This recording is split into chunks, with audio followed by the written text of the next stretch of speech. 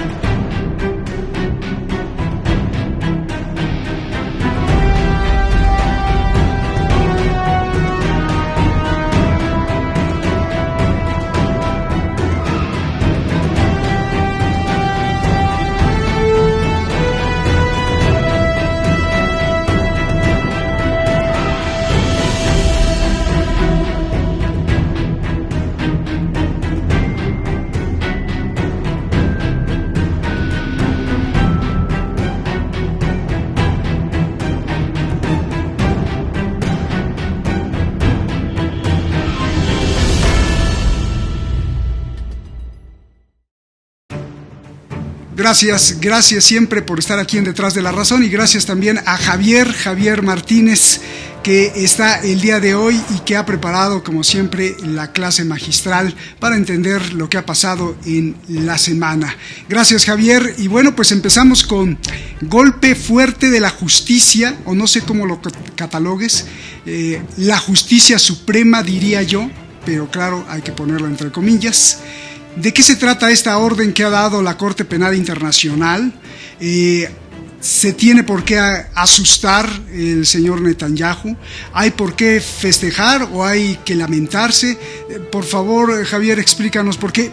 Además, muchos medios de comunicación avientan la noticia y unos ya sea que festejan, otros la maldicen como Biden y Anthony Blinken, pero ¿de qué se trata, por favor? Pues, querido Roberto, la realidad es que ni es para lanzar fuegos artificiales de que todo se ha conseguido en el mundo de la justicia, pero tampoco para despreciar el paso que se ha dado. Es decir, estamos hablando primero de una emisión de una orden de carácter provisional por parte del fiscal jefe del Tribunal Penal Internacional, Karim Khan. Repito, orden provisional, no orden firme, que dicta, según el derecho, el fiscal jefe del Tribunal Penal Internacional. Aquí, como tú bien has indicado en la pregunta, ha excitado negativamente tanto a los prosionistas occidentalistas globalistas, como también ha excitado a los defensores a ultranza de Hamás, porque hablan de algo que yo no lo creo, hablan de una equivalencia y que el fiscal de la Corte Penal Internacional está haciendo una equivalencia. Unos denigran la equivalencia por un lado y otros denigran la equivalencia por otro. Yo me voy a atener a lo jurídico.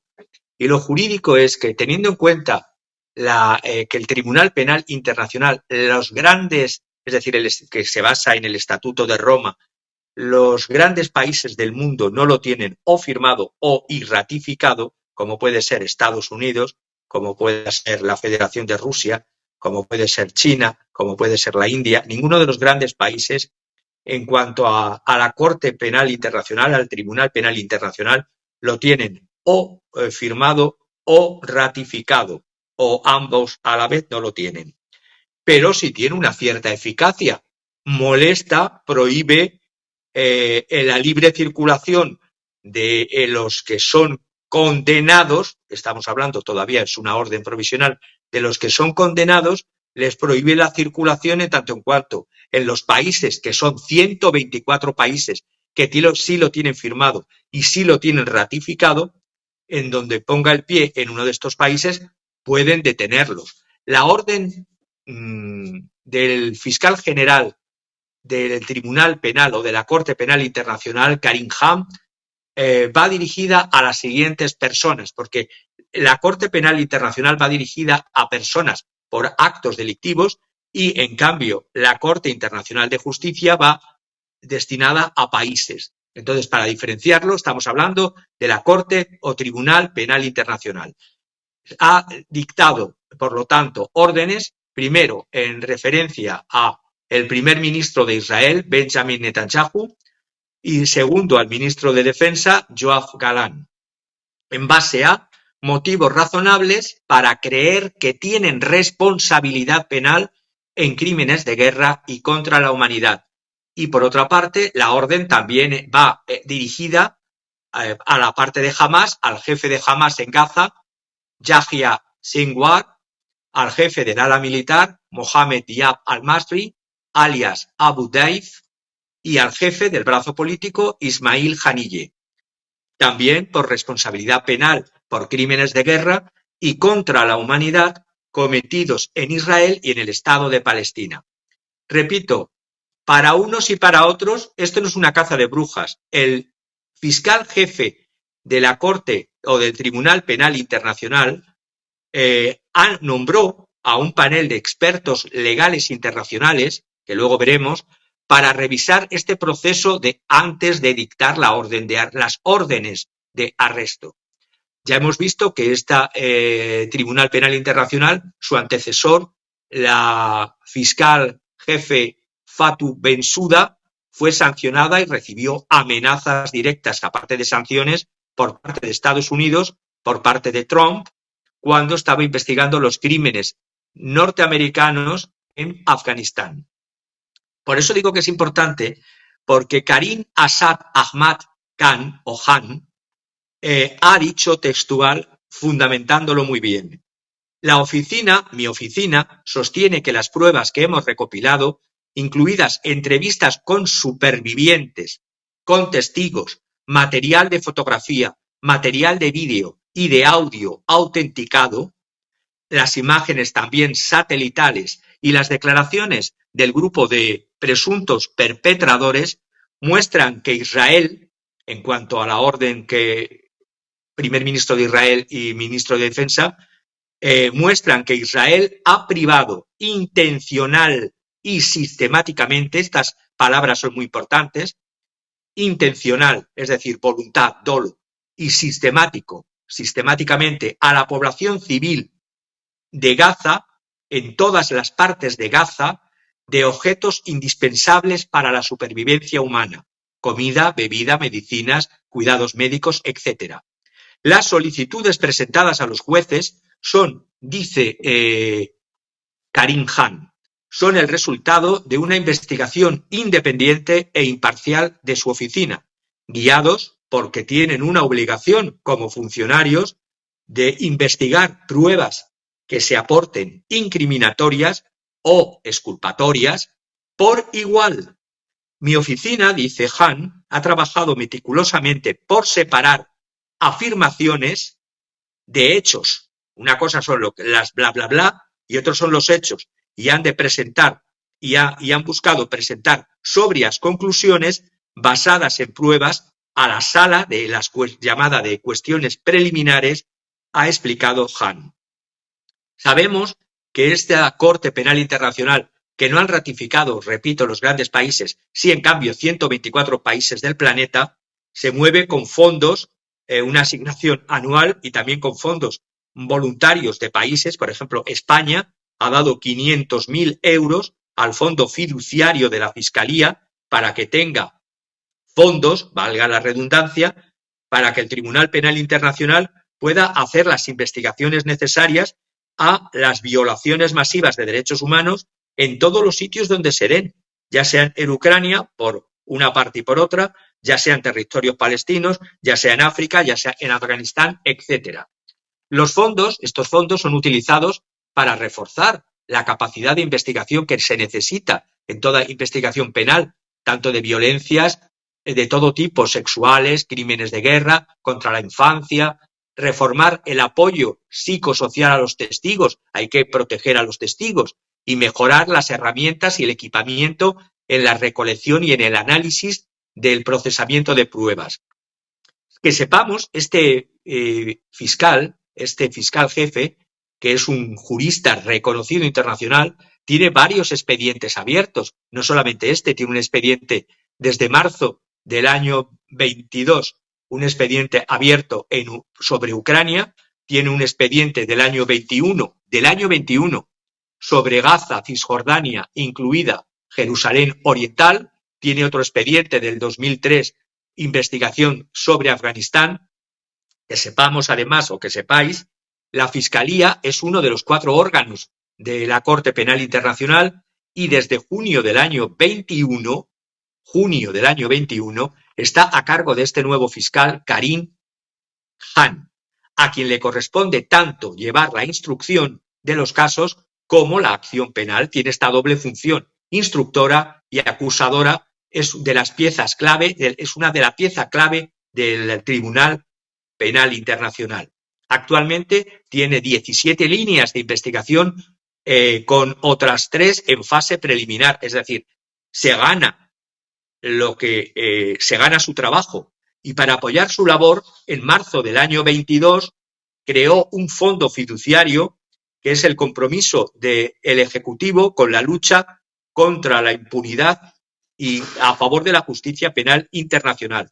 Blinken, ya he señalado antes, ha considerado esto que una equivalencia. ¿Cómo se va a comparar Israel con Hamás? No es una equivalencia, no es la voluntad del fiscal. El fiscal, hay unos hechos, hay unos documentos, hay unas pruebas y tiene que aplicarlas sobre las personas, sean de Hamás, sean de Israel o sean de la Luna, si un día se juzga delitos en la Luna.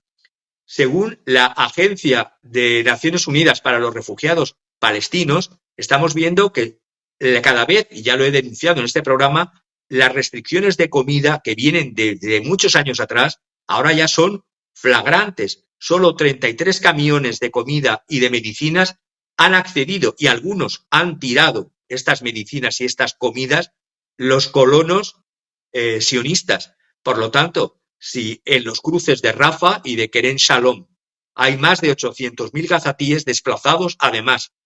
Por lo tanto, la Corte Penal Internacional, estos furores que están teniendo unos y otros diciendo que la equivalencia. A ver, este mundo jurídico alborotado no es lo que yo no soy un vocero de los mundos alborotados. Intento poner razón en detrás de la razón, que es nuestro programa. Y repito, todo esto se basa en base a las pruebas recopiladas y estimadas y examinadas por la oficina del fiscal Karim Khan desde el 20 de mayo. Y dice, además, que tiene motivos razonables para creer lo que he dicho, que Benjamin Netanyahu, el primer ministro de Israel, y Yoav Galán, el ministro de Defensa de Israel, tienen responsabilidad penal por crímenes de guerra y crímenes de lesa humanidad en el territorio del Estado de Palestina, habla así, en el territorio del Estado de Palestina, en la Franja de Gaza, desde al menos, y esto es importante, las palabras en derecho, desde al menos el 8 de octubre del año 23. También aparecen las figuras de Hamás, este triunvirato especial que he señalado. Por parte de Israel y por parte de Hamás va a decir lo que yo vengo diciendo desde hace tiempo en este programa también. Es decir, un pogrom que hizo Hamás, pogrom es matanza de judíos en un determinado territorio y momento, no justifica un genocidio, pero hay que juzgar tanto a quien hace pogrom como a quien hace genocidio. Por parte de Israel, la oficina de Khan marca o señala con el dedo acusador presuntos crímenes de guerra como el hambre, el causar intencionalmente gran sufrimiento o daños graves al cuerpo y a la salud, incluidos tratos crueles, asesinatos, matanzas intencionales, y la dirección intencional de los ataques contra la población civil es fundamental, es señalar eso, intencionalidad y repetición. El exterminio, la persecución y otros actos inhumanos comprendidos en el Estatuto de Roma como crímenes contra la humanidad. Independientemente de que Israel no reconozca la jurisdicción de este Estado, esta jurisdicción tiene que actuar según las propias leyes del Estatuto de Roma y según unos hechos. A ver si lo comprendemos. Otra cosa es la eficacia jurídica. La eficacia jurídica es limitar el movimiento de estas personas cuando pisen alguno de los países que sí han ratificado y firmado ahí te quiero interrumpir ahí, Javier.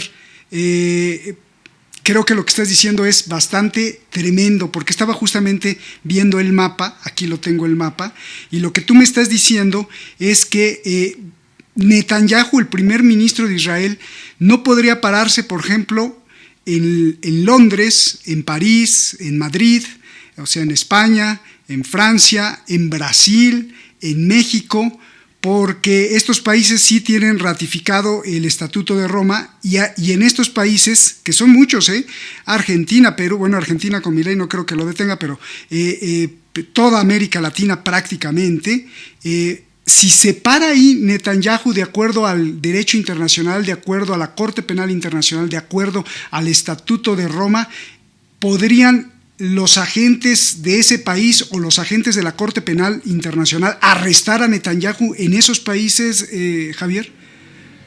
No solo podrían, sino deberían, porque la ley internacional, cuando es ratificada, no solamente firmada, sino ratificada, forma parte del derecho interno de ese país. Por lo tanto, es violar la legislación del propio país si no lo hacen. Entonces, ahora, sí, son 124 países los que lo tienen firmado, 124 países de la Tierra, que creo que es importante. Eso es un golpe duro. Por otro lado, Netanyahu sí podría viajar a Estados Unidos, a China, a Rusia, a Arabia Saudí, y bueno, a otros, a la India, porque estos estados no tienen firmado ni ratificado ni confirmado el Estatuto de Roma, y no están obligados, ni la Corte Penal Internacional tiene ahí jurisprudencia para detenerlos, ¿no? O sea, no tiene jurisdicción, exactamente porque no lo han firmado, pero ya es importante esa, entre comillas, más que molestia. Si me dejas que siga diciendo los cargos de uno y de otro, es importante porque por primera vez se señala con detalle cargos con una incidencia y con una base documental, es decir, vídeos, fotografías, testimonios, es decir, no es que se lo estén inventando, es que están ahí, es que hoy día estamos en la época de las telecomunicaciones y en el genocidio armenio no se podía probar más que a posteriori. Los genocidios actuales están televisados. Entonces, la evaluación del fiscal de la Corte Penal Internacional dice que todo el esfuerzo militar de Israel, perseguido, incluso diciendo que Israel tiene derecho a su autodefensa, ojo, la autodefensa no vale cualquier cosa, no vale todo. Lejos de ser modelos de una guerra proporcionada y de una gracia humanitaria en la guerra, porque también hay un derecho internacional de la guerra. El ejército, dice el fiscal, y las fuerzas de seguridad de Israel son parte de un programa que ha provocado muertes y sufrimientos innecesarios. Los crímenes de lesa humanidad alegados fueron cometidos como parte de un ataque generalizado y sistemático contra la población civil palestina, de conformidad con la política del Estado. Hahn reconoce el derecho innato de Israel a la autodefensa, repito, pero no lo considera ajeno a unas obligaciones que se tienen en derecho internacional humanitario. Los medios que Israel ha elegido para lograr sus objetivos militares en Gaza, es decir, causar intencionalmente muerte, hambre, grandes sufrimientos y graves daños físicos o de salud a la población civil, son actos delictivos, según el Estatuto de Roma y según el derecho internacional. Y por parte de Hamás, su operación de ataque pogrom, haya habido exterminio, asesinato, toma de rehenes, uso de violación y de violencia sexual, el recurso a la tortura, los tratos crueles y otros maltratos a la dignidad personal, que son también crímenes dignos de investigación, independientemente de que el pueblo palestino lleve 75 o 76 o 77 años sojuzgado. Estamos hablando de hechos y de causas penales, de evaluación del derecho en la guerra, el jus in bello. Hay un derecho internacional humanitario, hay un jus in bellum, derecho en la guerra, hay un jus ad bellum, una facultad de recurrir, según los juristas internacionales, a la fuerza, a la guerra, y algo que yo ya no estoy tan de acuerdo, como muchos otros juristas internacionales, al jus post bellum, que es un concepto derivado de una teoría de la guerra justa de Michael Balsa, que yo no creo que las guerras sean justas o injustas. Las guerras es el último recurso al cual se tiene que hacer, pero hay unas leyes de la guerra, hay un jus in bello. Entonces, el jus post bellum, la teoría de la guerra justa, yo no la comparto. Y a pesar de que juristas o tratadistas norteamericanos como Michael Balser, basándose en Williams y Cadwell, Robert Williams y Dan Cadwell, hablan de la guerra justa, para mí la guerra justa es un caladero para permitir la paradoja de que matar pueda ser necesario para evitar la destrucción de valores muy arraigados. Para mí eso no creo en ello. Para restablecer la democracia, como dicen, erradicando un régimen dictatorial, tampoco creo en ello, porque no vas a matar moscas a cañonazos. Y el recurso válido y legítimo para establecer orden, paz y estabilidad, como lo declaran estos juristas norteamericanos, Michael Balser, como la guerra justa, tampoco creo en ello. Aquí yo creo que habría que pensar, los que protestan de un lado y protestan de otro por esta orden, es que retomar las 4 virtudes cardinales. Es decir, el juez, que el fiscal, ha acogido a un grupo de figuras como de lo más variopinto de juristas internacionales. Por ejemplo, está un juez americano-israelí de 94 años ya, que yo he estudiado algunos de sus libros en La Haya, el juez Theodor Meron. Ese juez está dentro de lo que ha formado este fiscal para consultar, también el juez Adrian Bruce Fulford, que es otro juez internacional. También otra jueza internacional, especialista en derecho internacional, la baronesa Elena Kennedy, que es del Partido Laborista, baronesa también, aristócrata, pero hay un grupo muy variopinto al cual se ha consultado. No es una decisión arbitraria. Nada de esto ha importado a las iras que ha despertado la orden, unas iras catatónicas, porque claro, aquí, cuando yo hablo de las 4 virtudes, es frente a la ira, templanza, frente a la soberbia, humildad. Y hay que tener siempre en derecho prudencia, justicia, fortaleza y templanza, que ya lo decía Platón, por otra parte, con otros nombres. Hablaba de la Andreia, Dicaiosine, Frónesis y Sofrosine, que es lo mismo que templanza, prudencia, justicia y fortaleza. Entonces, las democracias, ¿es que son impunes a que se les juzgue? Y el señor de Estados Unidos, el POTUS Biden, como los señores de Israel, dicen la única democracia que hay en Oriente Medio, según ellos, ¿cómo se les va a juzgar y a equiparar con un grupo terrorista? Es que las democracias también, sus políticos pueden cometer delitos, o es que son dioses en la tierra. Por lo tanto, ese texto de que las democracias, al menos aquellas que se declaran como tales, son irreprochables cuando luchan contra salvajes, es una violación de cualquier concepto jurídico, interno e internacional. La solicitud del fiscal de la Corte Penal Internacional para Biden es escandalosa. Escandaloso son los crímenes y mirar para otro lado. Escandaloso es considerar que hay una, como dicen, equivalencia. No es equivalencia, es que se está juzgando unos hechos en un determinado territorio y hay unos actores por un lado y otros actores por otro lado. El fiscal no ha dado a entender que exista equivalencia. Se ha centrado en el perfil de cada uno de los individuos, porque la Corte Penal Internacional juzga individuos. Eso sí, he leído textos contrarios a la orden de panfletarios mitineros y que no se basan en el concepto del derecho. Es decir, los panfletarios mitineros son bla, bla, bla, bla, bla, por un lado y por otro. Y el derecho requiere prudencia, justicia, fortaleza y templanza. Frente a la ira, templanza, y frente a la soberbia, humildad. Y terminaría diciendo que esa metáfora, esa metonimia o ese falso tropo de que la democracia es impecable en la guerra contra el terrorismo, para nada.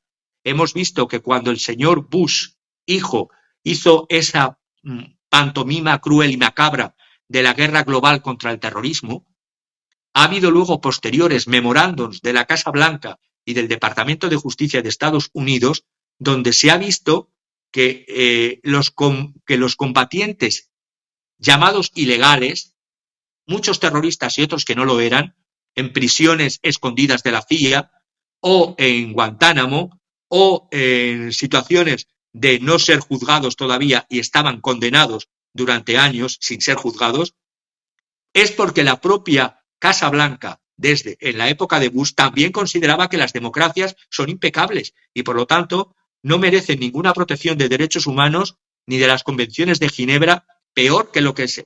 Las convenciones de Ginebra vienen porque tras la Primera Guerra Mundial se violó unos usos y derechos en la guerra que permitía, por ejemplo, que el enemigo se retirase sin dispararle por la espalda.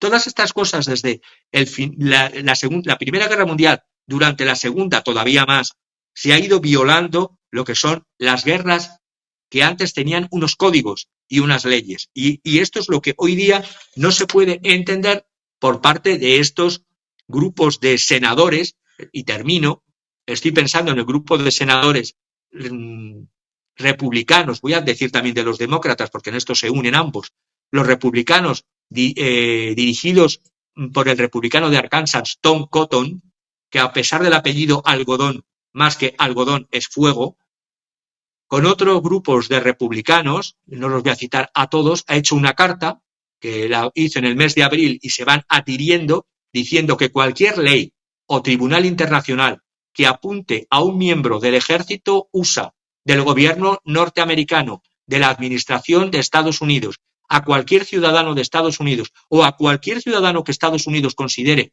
como ciudadano aliado, con este caso Israel, nosotros les atacaremos a todos ustedes y a sus familias.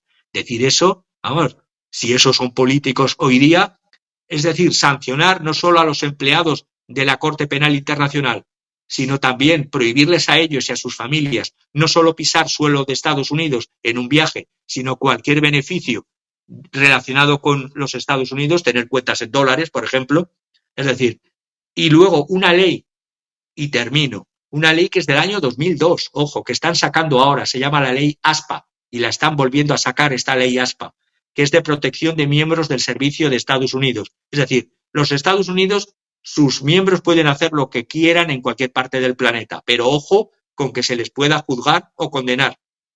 Y esa ley ASPA ahora la van a extender.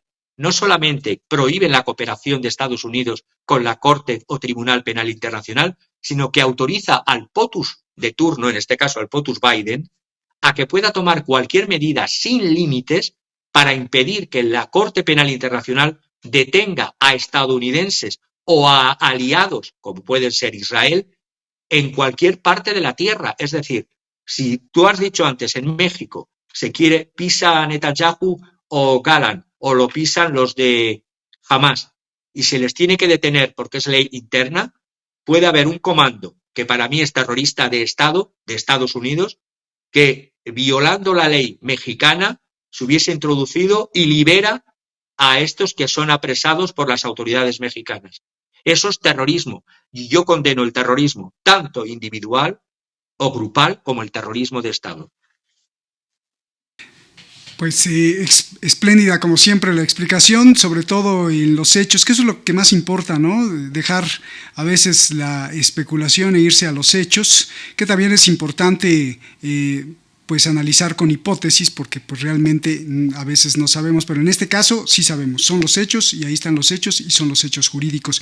Hablando de los hechos jurídicos y apelando a que tú estudiaste Derecho Internacional justamente allá en Países Bajos, en La Haya, y que tienes mucho conocimiento en esto, pues te tengo que preguntar, antes de saltar o brincar al otro tema, a ver, Javier, ¿nos puedes explicar por qué hay dos? Por un lado, incluso a veces los políticos se confunden porque no tienen el conocimiento suficiente. He escuchado a cancilleres que no saben diferenciar cuál es una de la otra.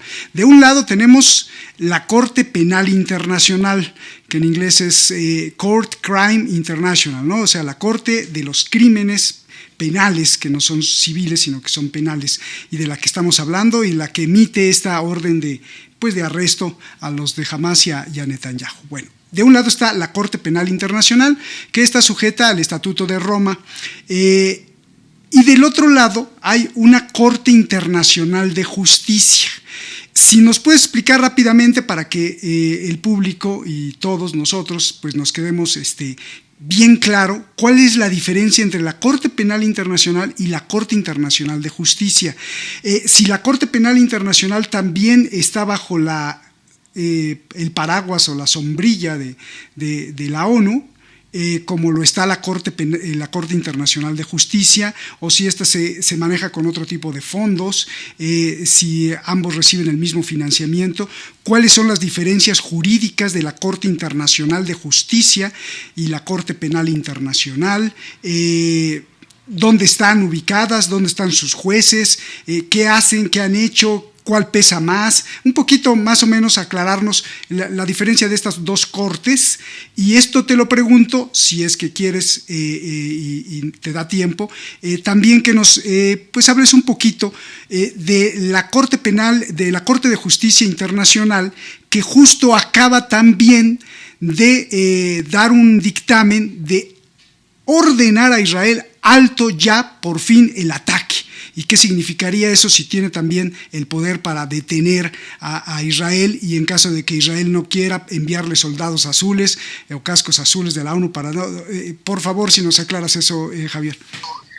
Sí, voy a intentar ser conciso y voy a intentar ser claro en los conceptos para que se entienda claramente. La naturaleza de ambas cortes tiene un objetivo distinto.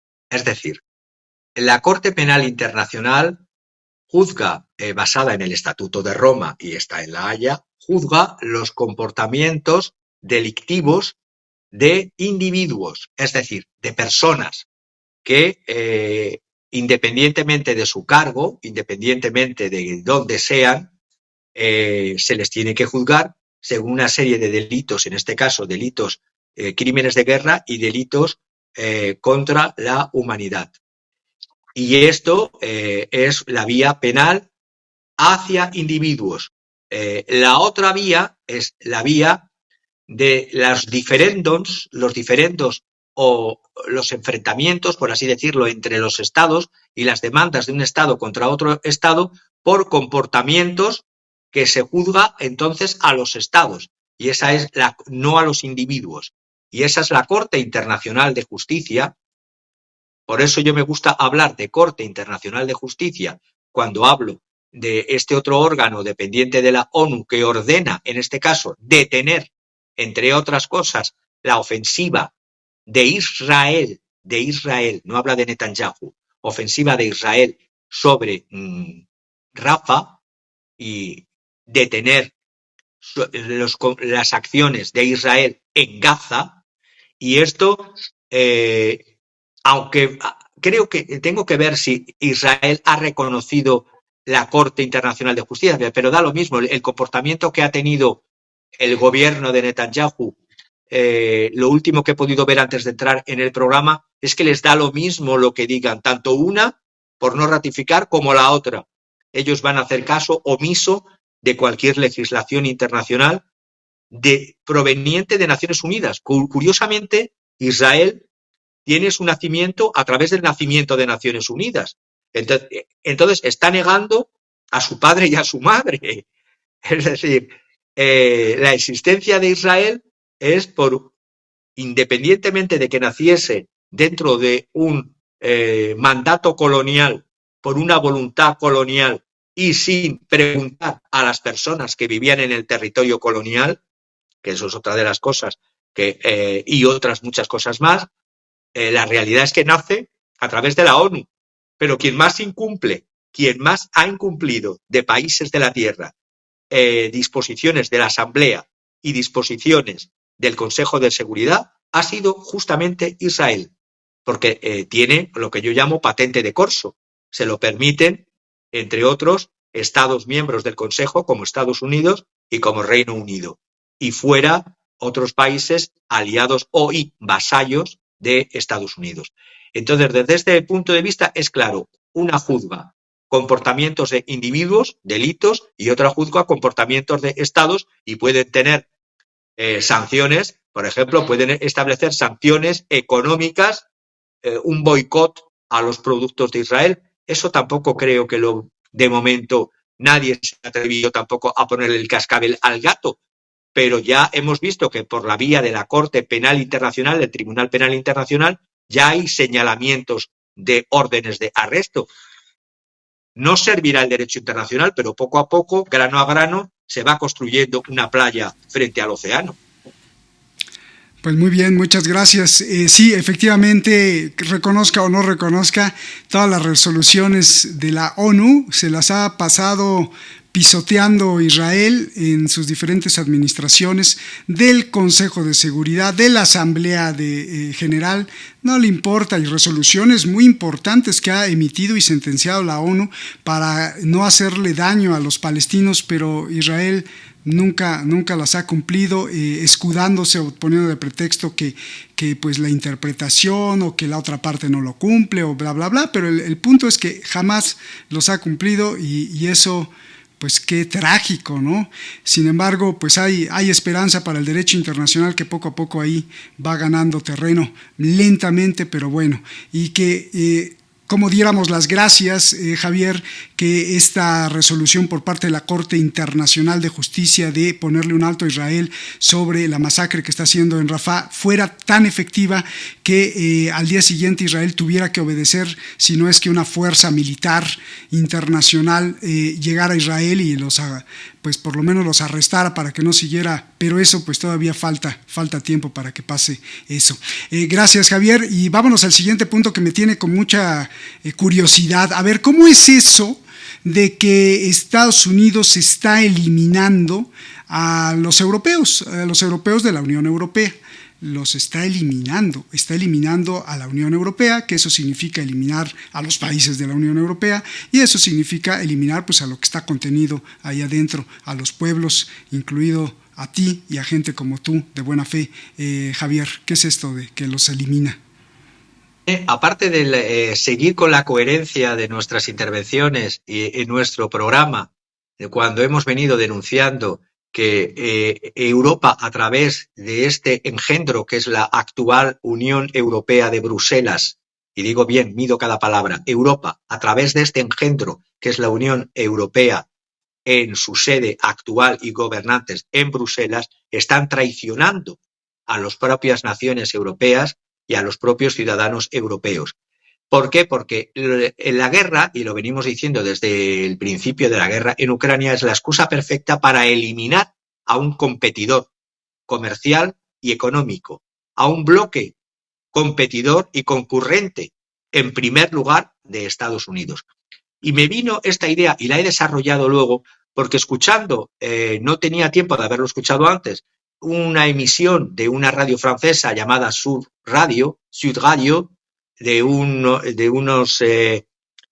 periodista que sigo desde hace tiempo, desde hace años, André Berkoff, entrevistaba a un escritor especialista en el dominio de la energía que se llama Fabien Bouglé. Fabien Bouglé, en la emisión de Sud Radio del 2 del 5 del 24, hablaba que, por un lado, los Estados Unidos hablan de que hay que prohibir tener relaciones y hacen sanciones contra Rusia y a cualquier empresa y a cualquier país de Europa que siga manteniendo relaciones económico-comerciales con Rusia, pero por otra parte, ellos, y es lo que voy a sacar ahora, han sacado una legislación hace pocos días que sí permitirá a los americanos, en el tema de los bancos americanos, poder negociar con los bancos rusos, y lo voy a decir porque lo he sacado de la Casa Blanca directamente, de su web, un documento en el cual hay una orden que permite desde el día 29 de abril, lunes, en un documento del Tesoro, hasta el 1 de noviembre,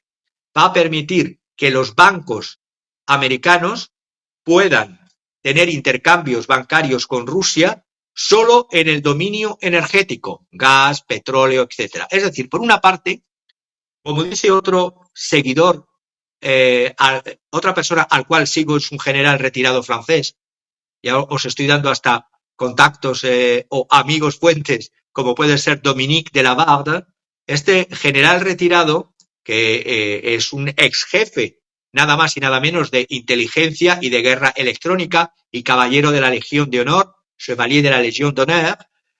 Este hombre decía que nosotros, fuera de esta emisión, que los europeos, decía, somos les tantons de la farce, somos los pavos rellenos. Cuando un francés te dice que somos los pavos rellenos, quiere decir que somos el hazmerreír, o es decir, con palabras coloquiales, los pringaos, los que pagamos el pato, los europeos, somos los pavos rellenos, les tantons de la farce, por parte de los americanos y por parte de los políticos en Bruselas.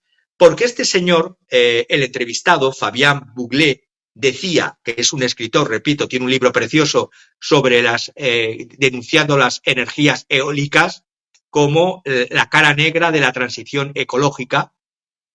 Estos franceses son gaullistas, quieren la independencia energética de Francia y la independencia energética de Europa, y claro, cuando descubren que una filial nuclear francesa se está preparando por parte de republicanos de Trump, si llegan al poder, a levantarles sanciones económicas, que luego primero voy al documento.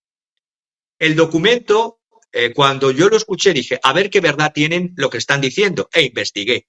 Y me metí en la página del Departamento del Estado, luego el Departamento del Tesoro, y veo que hay, después de lo que han sufrido los franceses, bueno, me voy a la página ahora, los franceses hemos visto que ya les dieron, a pesar de lo que dice Macron, que es un servil miembro de la OTAN, pero no fiel servidor de su país, la patria, la República Francesa. En el tema de Ucrania, Francia es una potencia nuclear, no solo de uso militar, sino de uso civil. Pues bien, los reactores nucleares 9 que va a construir Ucrania, supuestamente, ya están asignados no para Francia, todos para Estados Unidos. Los submarinos que vimos estos meses pasados, submarinos nucleares franceses, un contrato que se iba a vender a Australia, retiraron a los franceses, los amigos americanos, y pusieron a sus aliados británicos. Los reactores nucleares para Rumanía, que según la propia ley del mercado común, hoy día Unión Europea, existe una organización llamada Euratom, que tiene que no solamente que vigilar el tema de la energía nuclear civil, sino que las empresas que vendan entre sí sean europeas. Pues bien, en Rumanía se han saltado la propia legislación europea y se van a vender reactores nucleares de Estados Unidos a Rumanía. Por eso los franceses están que trinan. Los franceses todavía patriotas o responsables de su nación frente al gobierno del señor Macron. Temporalmente, ¿qué se dice esa orden, esa licencia reciente del Tesoro? Y esto, ahí está, esa licencia del Tesoro de 29 de abril del 2024. La resumo.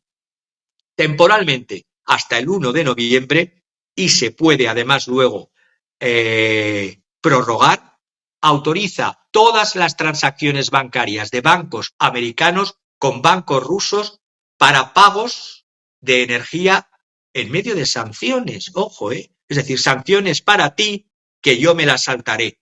Y aquí están metidos, han permitido a bancos rusos como todo esto, mientras que por otra parte dicen que los europeos incauten dinero de los bancos rusos.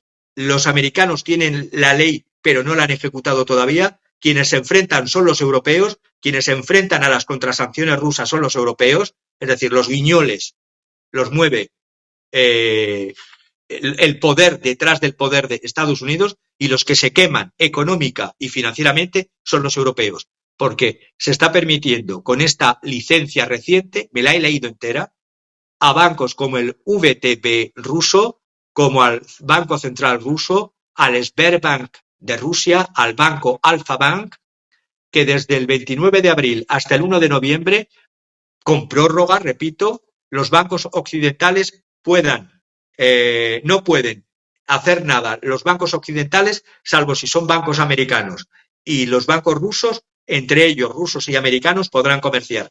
Por eso yo me río cuando veo noticias como la del Financial Times, que dice que los bancos occidentales entregaron al Kremlin 800 millones de euros en impuestos en el 2023, es decir, mientras las sanciones iban para la pequeña, mediana empresa y para las empresas, y iban contra la población que sufría la carestía del gas, de la electricidad, de la inflación galopante durante el año 22-23, resulta que en el año 23 la banca occidental, según el Financial Times, ha entregado pago de impuestos a los rusos por tener, y voy a explicar por qué, 4 veces más que antes de la guerra, fondos que los bancos no pueden retirar de Rusia debido a las restricciones que el propio Occidente ha dictado, y los rusos han contraórdenes también de restricciones regulatorias impuestas desde el año 22, que prohíben el pago de dividendos de las filiales rusas a empresas de países occidentales. A ver si lo explico bien para que se me entienda. Como estos dineros están en Rusia o están en el otro lado, es decir, los bloqueos hacen que no se puedan hacer las transacciones, pero los tipos de interés en Rusia desde el año 22 han subido. Ahora las tasas de interés están en torno a un 16%, casi el doble del nivel del precio antes de la operación militar. ¿Qué pasa? Que los bancos occidentales tenían y tienen préstamos dados a Rusia. Estos préstamos, si antes estaban a un 8%, al estar ahora a un 16%, lógicamente generan más intereses para los bancos, pero también más impuestos por las operaciones bancarias para los rusos. Y en el año 23 se ha pagado al Kremlin 800 millones de euros por bancos occidentales, y lo dice el Financial Times. Los 7 principales prestamistas por activos rusos son, en primer lugar, un banco austríaco, el Raiffeisen Bank International, y luego hay bancos como el italiano Unicredit, ING, Commerzbank, Deutsche Bank, el italiano otra vez Intesa Sanpaolo y OTP, que es un banco húngaro. Es decir, las ganancias combinadas han superado los 3.000 millones en el año 23, el triple que en el año 21. Es decir, para la energía y todos los temas de energía, bancos americanos ahora van a poder seguir negociando con bancos rusos. Y en los intereses bancarios, la banca siempre gana. Es decir, salir de Rusia además se complica, porque aparte de las sanciones occidentales, luego el efectivo bloqueado por parte del Kremlin y el requisito de autorización personal por parte de Putin hace que vender operaciones bancarias de los 45 bancos occidentales que están allí necesitan la aprobación también de Putin, por el otro lado. La rentabilidad y las ganancias fiscales para el Kremlin han aumentado, en parte porque las sanciones, por eso digo que es que hay sanciones que a quién benefician las sanciones y a quién perjudican. En primer lugar, a la ciudadanía de ambos lados. En segundo lugar, a pequeñas y medianas empresas. En tercer lugar, a algunas empresas que no sean evidentemente, ni energéticas, ni que sean grandes grupos bancarios. Pues bien, como se excluyó a los bancos rusos del sistema de pago SWIFT, es decir, de las transacciones internacionales, convirtieron a los bancos internacionales restantes en conductos financieros claves entre Moscú y Occidente.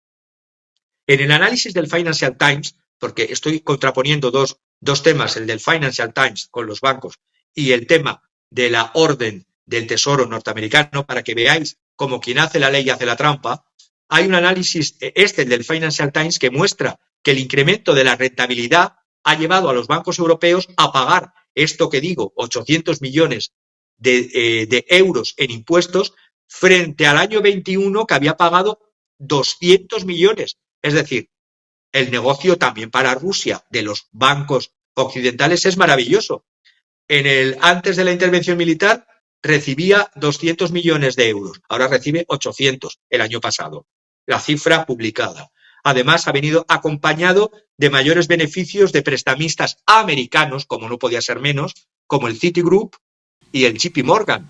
Y más de la mitad de los 800 millones han sido pagados por el banco austríaco, el Raiffeisen Bank International, de Austria. Los beneficiarios rusos triplicaron con creces hasta los 1.800 millones entre el 2021 y el 2023. No os aburro con más temas financieros, simplemente deciros que todas estas listas negras a veces se sacan y se meten en las listas negras de las leyes extraterritoriales y no legales de los Estados Unidos a quien le conviene en cada momento, como lo ha hecho el POTUS Biden ahora con los bancos en relación a las empresas energéticas. Claro. Y muchas veces yo me río cuando veo manifestaciones de muchos supuestos activistas. Por ejemplo, estoy pensando, a principios de abril, activistas en Berlín, frente al estadio, en Viena, frente al estadio Wiener Stadthalle, había la reunión de este banco que he dicho, el Raiffeisen, que tiene sede en Rusia, tiene una filial en Rusia, el Raiffeisen Rusia, pero que es un banco austríaco. Pues bien, muchas veces no nos dejemos guiar solamente por las apariencias. A veces hay activistas que son pagados por bancos de la competencia para cargarse a ese banco que está teniendo su reunión de junta anual, en este caso, en ese estadio, el de Viena, el Wiener Stadthalle. Pues bien, en esas manifestaciones del 4 de abril, que han seguido después, semanas después, decían RBI, Get Out Russia, es decir, el Raiffeisen Bank International, fuera de Rusia. Otros decían, Enjoy the Russian money with the smell of Ukrainian blood. Es decir, querían en pancartas decir que con el dinero ruso se huele a sangre ucraniana y esto lo está gozando este banco austríaco. No nos dejemos engañar. Quienes estaban haciendo esas manifestaciones eran un grupo, una plataforma llamada We Move Europe, donde está detrás la Open Society y donde está detrás fundaciones europeas para el clima de Estados Unidos. Y claro, quítate tú banco austríaco para ponerme yo banco norteamericano, porque ya hemos visto que Citibank y JP Morgan sí que tienen interés en seguir en esas transacciones. Y todo esto es en relación a lo que otros bancos de la Unión Europea, como puede ser el Deutsche Bank, el OTP de Hungría, el Commerzbank alemán, el Intesa San Paolo y el Unicredit, aquí los perjudicados realmente, como siempre, son las entidades y las empresas europeas, y los beneficiarios son, en esta guerra, americanos, de Estados Unidos y de la Federación de Rusia, a pesar de la guerra, a pesar de las amenazas nucleares y a pesar de todas las historias. La licencia del Tesoro de Estados Unidos que les han dado desde el 29 de abril menciona a los siguientes bancos, porque me he leído todo y son muchas páginas de esta orden. Está el VTB de Rusia, el Banco Central de Rusia, el Sberbank, Alfa Bank, OTE Kriti, el Sovcombank, el Rosbank de Rusia, el VEB-RF de Rusia, Bank Zenit y el Banco de San Petersburgo. Es decir, todos esos bancos rusos tienen licencia temporal del Tesoro de Estados Unidos para tener transacciones relacionadas con producción, suministro o intercambio de energía de cualquier forma. Por eso yo no me canso de decir, y termino esta parte, con ese libro que siempre recomiendo también, que la guerra es un latrocinio, War is a Racket, de ese general de división de Estados Unidos, de la Infantería de Marina de los Estados Unidos, que después de haber sido 2 veces ganador de la Medalla de Honor,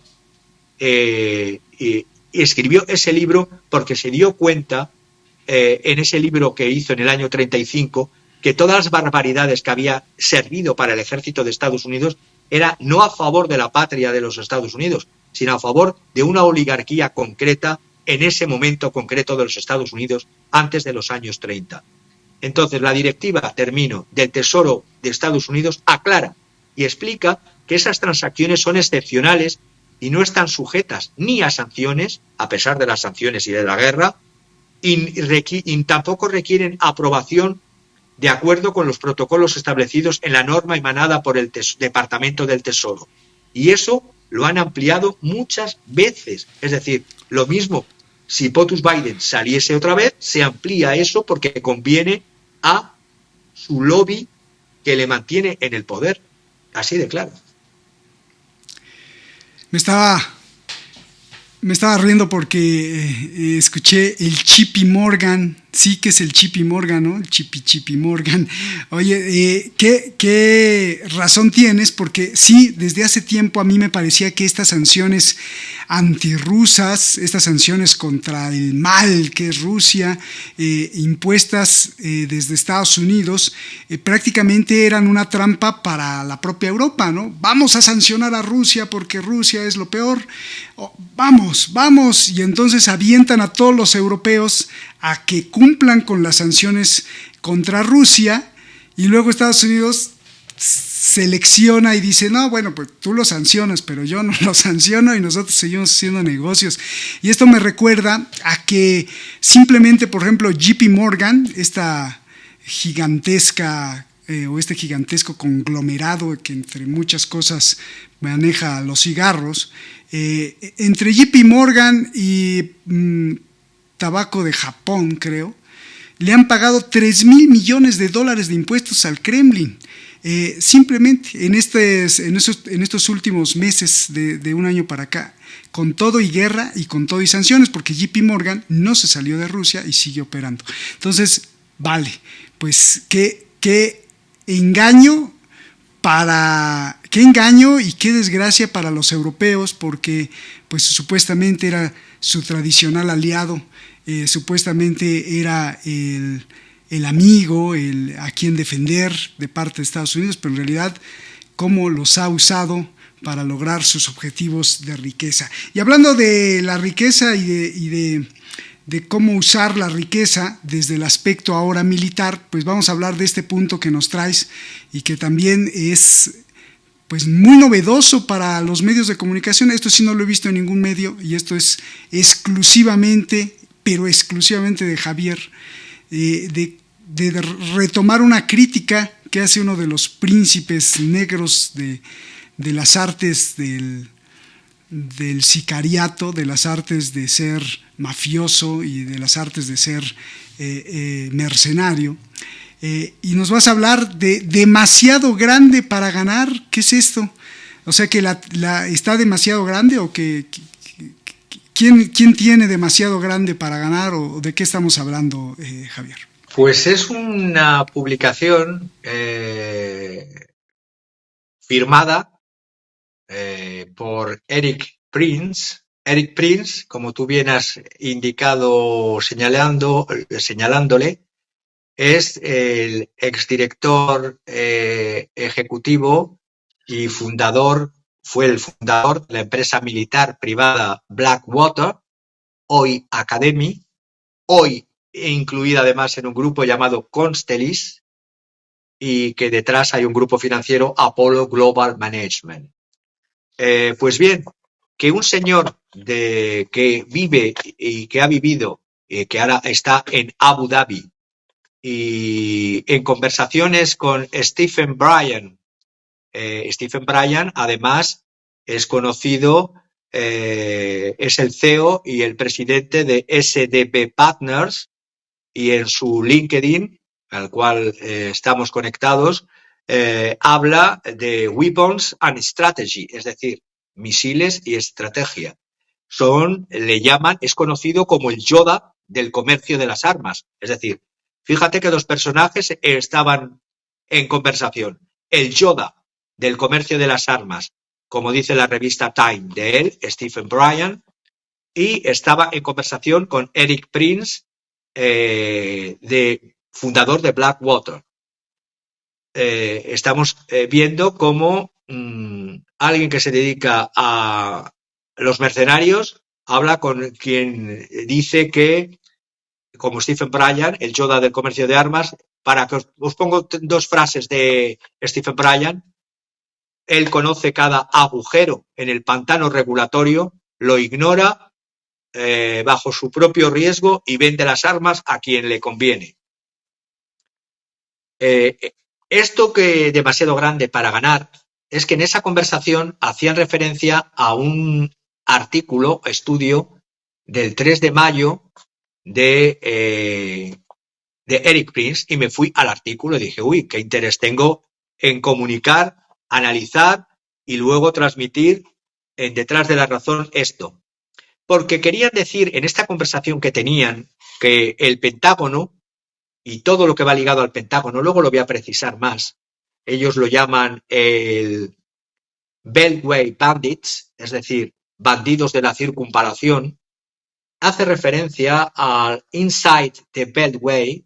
Es un modismo que utilizan en el tema de armas y de tema de negocios de guerra, y hace referencia a esa circunvalación que está alrededor que es la interestatal 495 que rodea Washington y que engloba a Washington, a Maryland y a Virginia, y es donde se concentran todas los contratistas, donde se concentra el gobierno federal, donde se concentran los cabilderos o comisionistas.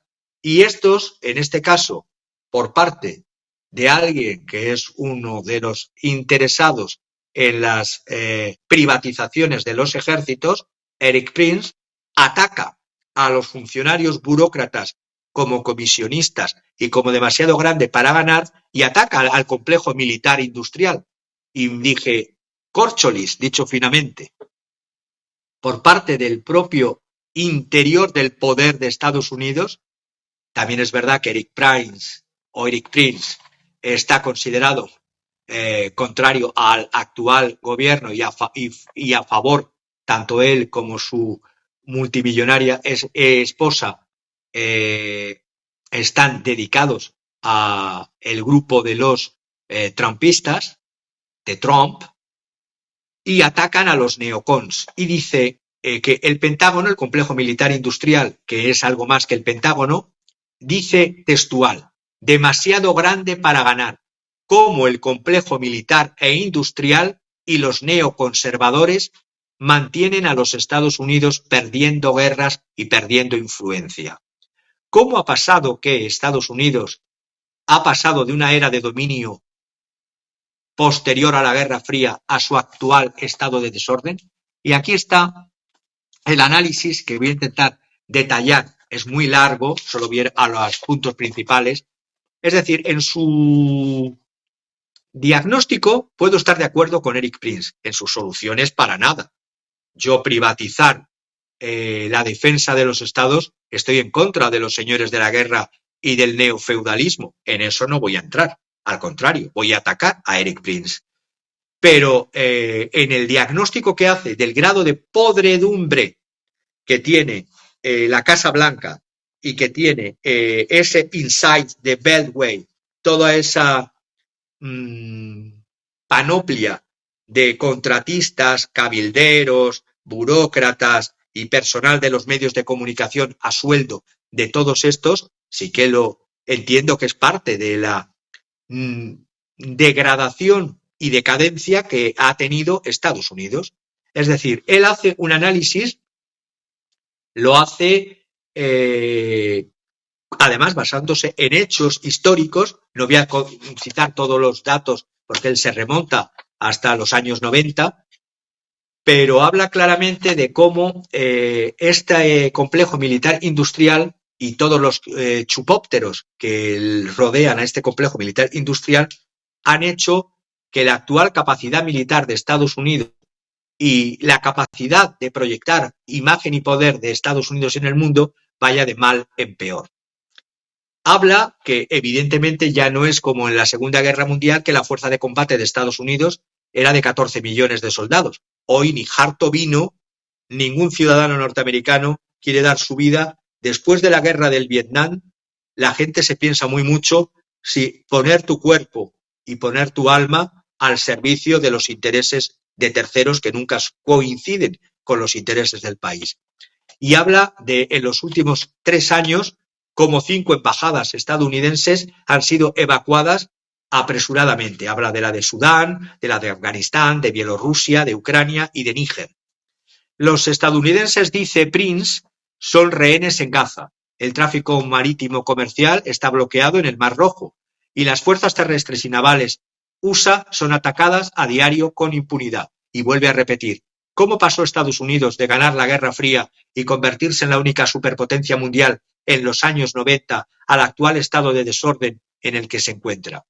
Pues ataca una razón que diagnostica, que yo la he señalado muchas veces, y una es la financiera. Yo siempre hablo de lo que hay detrás de la economía. Una razón financiera, toda guerra tiene una base económica subyacente y el poder militar de una nación se refleja en su estructura económica. Los Estados Unidos han tenido después de la Segunda Guerra Mundial, ese privilegio que les ha minado exorbitante de $1 estadounidense y de imprimir ilimitadamente moneda, que es papelito, moneda fiduciaria. De hecho, al menos el 30% de la deuda nacional de los Estados Unidos son gastos militares. Como poco el 30% de la deuda de Estados Unidos son gastos militares. Entonces, ese es el artículo, Too Big to be Failed. Bueno, más que un artículo, son muchas páginas. Es un análisis. Las raíces de la situación actual, él lo remonta, y yo también estoy de acuerdo, a la época de Ronald Reagan, en el año 80. Inició Ronald Reagan un giro de 35 años anteriores de contención hacia un enfoque agresivo de gasto que lo cubría a través de déficit. Y eso lo hacía el conservador Ronald Reagan. Déficit no para servicios sociales o para bienes a la ciudadanía, sino para invertir en maquinitas, acordaros, la guerra de las galaxias, canalizadas económica, política, cultural y socialmente, acciones encubiertas, que esto provocó la aceleración, por la otra parte, por la Unión Soviética, cayeron en la trampa y fue uno de los costes estratégicos críticos que sufrió la Unión Soviética con su caída y sufrió Estados Unidos en meterse en esa vorágine. ¿Qué es lo que habría sido lo inteligente si en la Casa Blanca hubiera habido mentes con neuronas?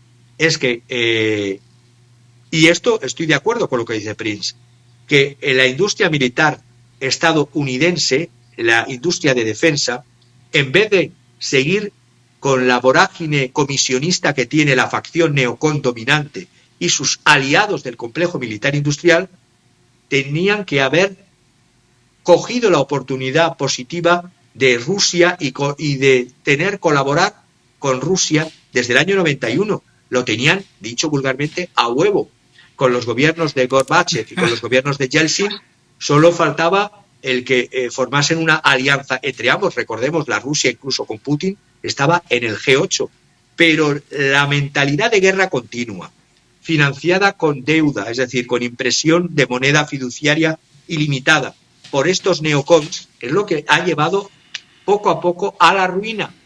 Porque él dice, y esto también lo comparto, que el objetivo no era mirar por el bienestar de los Estados Unidos, sino era enriquecer al complejo militar industrial, creando más clientes para comprar más armas de los Estados Unidos. Se rompieron las promesas, y lo dice Prince, de no expandir la OTAN hacia el este.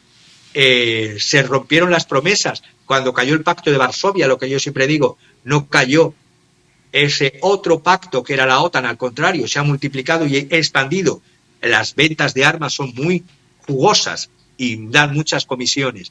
Entonces, pone casos, no me voy a meter en todos los casos que pone, empieza con cómo fallaron en Sierra Leona, cómo fallaron en África Occidental, cómo fallaron porque los políticos, en vez de, y ahí ya es lo que estoy en contra de él, en vez de para conflictos puntuales utilizar a mercenarios, como empezó a hacer en un determinado momento, porque los mercenarios primeros, los subcontratistas, nacieron en Reino Unido, en la anglosfera, pero en la otra patita, en Reino Unido, se creó en los años, ya no recuerdo exactamente, yo creo que eran los 90, se creó la Executive Outcomes, un contratista militar privado sudafricano, que para proteger a los diamantes de sangre, es decir, a las producciones diamantíferas de esa zona, se crearon ejércitos privados.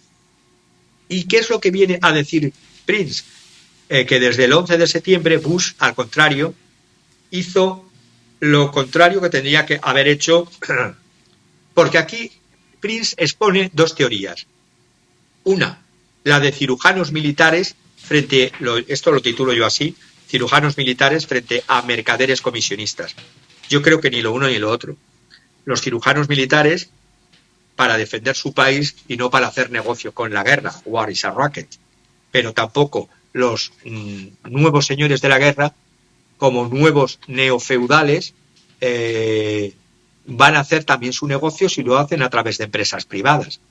Él ataca a los neocon, habla de un caso flagrante que es cómo cayó los Estados Unidos en el mayor de los errores y Europa, que son las gallinas azuzadas por el zorro es Estados Unidos, las gallinas la Comisión Europea, que cacarean lo que el zorro y las mueve donde el zorro quiere, y Afganistán, dice, no, ni siquiera fue el peor fracaso militar estadounidense en los últimos 20 años, señala a Irak. Irak, después de todo y lo que supuso la guerra en Irak, pues bien, después de las muertes y después de los gastos desmesurados de la guerra de Irak, resulta que hoy Irak está más en consonancia con el gobierno de Irán que con el gobierno de los Estados Unidos. Por lo tanto, los errores que ha cometido las administraciones de los Estados Unidos, él, incluso Prince, habla de una barbaridad, pero es una barbaridad menos bárbara que la que está cometiendo el gobierno actual del POTUS Biden. Habla que si él hubiera sido contratado para el tema después del pogrom de Hamas, él lo que habría hecho es invadir los túneles de Gaza, donde se han refugiado y donde están las armas de Hamas, con agua de mar, utilizando la tecnología de perforación de precisión de Texas. Eso es lo que dice Prince. Y eso dice, esa táctica habría obviado la necesidad de bombardear áreas urbanas que contienen civiles y el terrible sufrimiento que esta táctica conlleva, como si le importase mucho la muerte de civiles, pero bueno, eso es lo que él dice. Inundar los túneles habría destruido todos los depósitos subterráneos de armas y habría impedido maniobras y habría obligado a Hamás a moverse y a perder sus escudos humanos. Pues bien, él en su tremendo, digo tremendo por lo largo que es, estudio, habla que él, hay que decir que él y su hermana Betsy DeVos, que es una multimillonaria empresaria defensora de la privatización también de los servicios públicos, si viniese el nuevo gobierno de Trump, creo que volverían a ser contratados, y las guerras de Trump, más que guerras a través de la OTAN, serían guerras a través de subcontratistas privados, porque lo que busca es privatizar, y el sector privado estadounidense tiene la idea metida en vena, que siempre ha superado al gobierno, porque en la mentalidad de los estadounidenses, nada de servicios públicos, cada uno que se las apañe y que sobreviva como pueda, aunque sea en las calles, en tiendas de campaña, pero para las guerras sí que hay fondos públicos y que sí hay dinero de los impuestos. Y él lo que quiere es que ese dinero, en vez de ir a el complejo militar industrial y a los contratistas y a los cabilderos, vaya a las empresas como las empresas de servicios privados de mercenarios. Y esto es lo que tiene. Incluso quiere justificar, y termino, con un artículo que me parece monstruoso de interpretar la Constitución americana, que es el artículo 1, sección 8, que dice, es un artículo que, claro, como la Constitución americana va haciéndose por añadidos desde que se creó con la independencia, habla en esa sección que el Congreso puede otorgar al sector privado una carta de marca y de represalia. ¿Qué es eso de carta de marca y de represalia? También lo tenía la Constitución mexicana hace ya mucho tiempo, pero esto es del siglo XVIII. Es decir, se concedían patentes de corso y de represalias a barcos privados para atacar a los barcos y a las poblaciones de los que se consideraban naciones enemigas. Pues como estamos volviendo a un neofeudalismo, es decir, pasas del horror al terror, pasas de un supuesto demócrata POTUS Biden decadente y probelicista a través del Pentágono, a otro que quiere decir que el sector privado lo soluciona todo, porque además lo dice la Constitución americana, que permitiría hacer patente de corso o cartas de contramarca a cualquiera que tuviese barquitos o que tuviese ejércitos privados. Y en esas estamos, es decir, termino diciendo que no sé lo que va a ser la próxima presidencia de Estados Unidos, pero teniendo en cuenta que uno de sus adalides y de los que pagan campañas, tanto él como su hermana, de Trump, están diciendo que privatización, también de los servicios de la guerra, por eso yo me permito hablar de una nueva Edad Media, de un nuevo feudalismo con señores de la guerra. Estamos en las manos de militares cirujanos y mercenarios políticos. Qué buenas frases, Javier, porque esto define justamente el mundo, más allá de Westfalia, más allá de la idea de los países. Regresamos al mundo feudal. Qué bonito. Hay que escribir un libro, Javier, ya, porque las cosas están sucediendo además muy rápidas. Y pues vámonos a la obra de arte.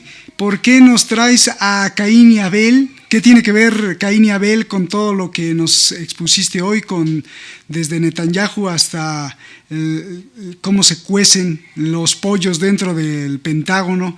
Caín y Abel. Adelante, Javier, de un pintor que se llama Andrea y que no es mujer, sino es hombre, creo, ¿no? Por favor, Javier.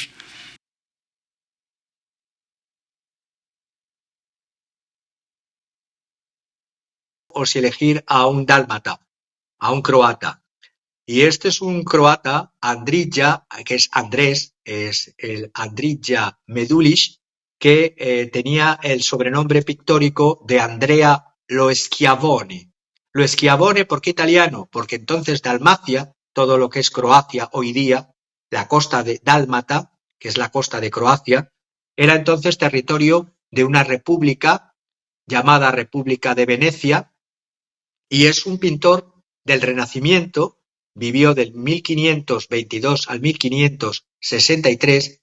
Quería sacar este cuadro porque viene a pelo hoy, porque como nos quieren muertos y enfrentados, repito, nos quieren muertos y enfrentados, qué mejor ejemplo que el bíblico de las tres tradiciones, judía, cristiana y musulmana, de la muerte de Abel a manos de Caín.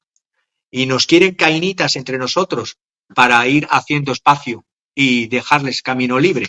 Entonces, este alumno, este pintor Andrea Lo Schiavone, es un alumno de un pintor muy conocido en las escuelas pictóricas, el Giorgione, y también de Tiziano. Es un pintor, fue pintor también de óleo, pintor en pared, pintor al fresco, dibujante, aguafuertista y también artista gráfico de su época. Tiene influencias de dos corrientes pictóricas. Una influencia del parmigiano o parmesano, tiene el mismo nombre ese pintor que el queso, es la influencia del manierismo de la Italia central y es la síntesis de la corriente manierista y la tradición pictórica veneciana de Tintoretto y también influencias de Jacopo Bassano. Pues interpreto. Nos quieren muertos y enfrentados. Hoy, y voy a retomar y así hago referencia a un libro para que nuestros seguidores también lo puedan leer, a Norbert Bilbeny, que lo estoy releyendo estos días, se llama Moral Barroca, algo tan propio de los países latinos, incluida España. Norbert Bilbeny dice que actualmente vivimos en el pasado y presente de una gran soledad, Moral Barroca se llama el libro, y citando a Bilbeny dice: el tiempo de hoy es el tiempo de la precariedad e incertidumbre, pero sin un pasado que añorar, ni un futuro que desear. Tiempo de fragmentación social, pero sin confianza en el otro, ni estima de uno mismo. Es también tiempo de ortodoxias y de ensimismamiento. Y otra vez, la soledad. Hiperconectados, pero solitarios, viviendo en un mundo irreal del que cuesta salir, porque el real, lo real, es áspero y conflictivo. Estamos acostumbrados a un mundo ficticio y solitario. La relación con los demás se hace dura de mantener o remontar, y por cualquier cosa nos sentimos ofendidos o víctimas. Nuestra razón es el agravio, no la razón en sí. Este es un nuevo tiempo barroco, vuelta al barroco. Y claro, esta pintura, el siglo XXI, es muy parecido a esas épocas del barroco o de la Edad Media, porque en la historia, un día lo explicaré con más detalle, se pasa del clasicismo de Roma y Grecia a la Edad Media turbulenta, de la Edad Media se pasa al Renacimiento, otra vez se cae en el barroco, es otra época turbulenta, se pasa al siglo de las luces, el siglo XVIII, otra vez se cae en el XIX y en el XX, en época de oscuridad, estamos viviendo esa oscuridad, estamos buscando la luz. El siglo XXI es otro siglo de ortodoxias imperiales, no son ya ni de la Iglesia ni del Estado los que dictan lo que hemos de pensar y las formas en las que tenemos que vivir, sino un tecno-feudalismo de los monopolios de la información, de las grandes corporaciones farmacéuticas, de la boyante industria militar, que hacen palidecer al poder de las viejas estructuras del viejo capitalismo. Y termino diciendo, en esta imagen de un hombre asesinando a otro, vamos no progresando. Yo me río de los que se dicen progresistas, sino vamos involucionando, vamos retrocediendo. El homo necans, esas palabras latinas, homo necans, era el hombre que mata. Se logró durante un tiempo, después de los caínes, se logró que la muerte fuese como ritual, como sacrificial, porque eso que estudiaba Freud en Tótem y Tabú, y ideas de Tótem, Tabú, Maná, pero estamos volviendo al asesino por vocación. Eso es lo peligroso. Es decir, hemos perdido la superación de esa inhibición psicológica que tiene el recurrir a la violencia porque sale de dentro la violencia, antes se podía derivar a través de la caza o a través de actividades deportivas. Hoy día se vuelve otra vez a la muerte por vocación. La guerra desplaza a las honras fúnebres. No honramos a nuestra familia, no honramos a nuestros muertos, no tenemos la cultura de los muertos que desarrolláis también en México. Tenemos la violencia humana otra vez a flor de piel, sabiendo que somos los mamíferos superiores. Eso de mamíferos superiores, me río también mucho de ese concepto biológico. Somos los más violentos de la especie humana. Y lo que antes daba un poco de vergüenza o daba una insanía, algo de ser insano, o una escisión, incluso una ruptura psicológica y social, el provocar el hecho de matar, hoy día se mata con gusto. Se mata y se sale en las imágenes y se aplaude o se mira para otro lado. Por lo tanto, estamos pasando a la época de los Caínes virtuales.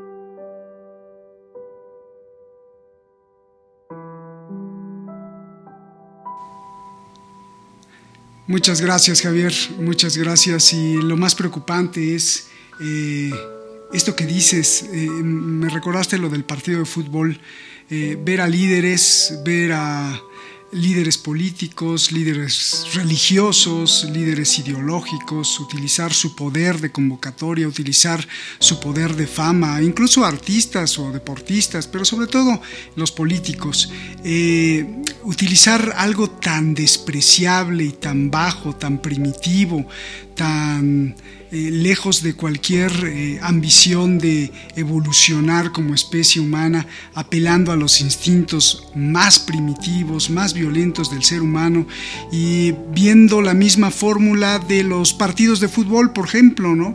Que en ese caso pues es lúdico y en ese caso pues se desfogan estos sentimientos, pero es parte de lo mismo.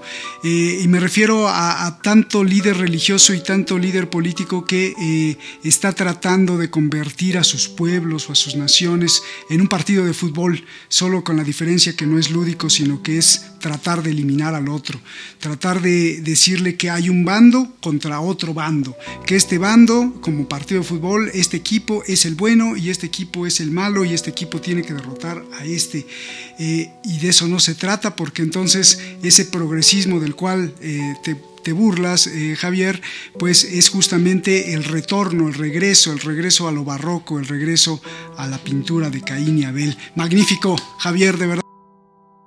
Magnífico, te escucho. Una frase para terminar y poner un poco de ánimo, que no quiero que se nos decaigan nuestros seguidores con la realidad monstruosa. Retomo una frase cortita, muy corta, de un escritor americano, Upton Sinclair, que escribió La jungla. La supervivencia no es suficiente. Yo me río de cuando nos dicen, es que sobrevivimos. No, la supervivencia no es suficiente. Queremos vivir con dignidad y justicia. Y tenemos que reclamar eso. Vivir con dignidad y justicia. Sobrevivir no es suficiente. Amén. Muchas gracias. Así sea. Un abrazo, Javier, hermano, gracias, y gracias a ti que nos ves en cualquier parte del mundo, y hay que tener muchísimo cuidado con el fanatismo. Nos vemos, abrazos, Javier, gracias, excelente clase magistral la de este fin de semana, y como todas. Nos vemos, hasta la próxima.